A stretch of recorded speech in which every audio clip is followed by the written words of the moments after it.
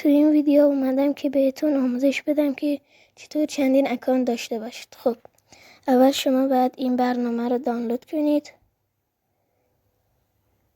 این برنامه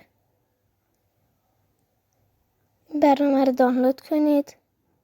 بعد اینکه دانلود کردید میرید توش.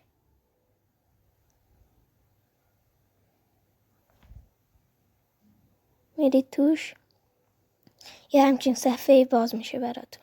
خب اینجا بعد اینکه این صفحه باز شد میزنید روی این علامت به علاوه که اینجاست.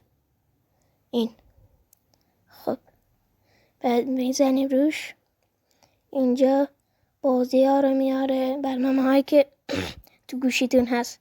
میتونید هر کدومی که دوست داشتید انتخاب کنید. الان من مثلا میخوام فرود گرفته انتخاب کنم.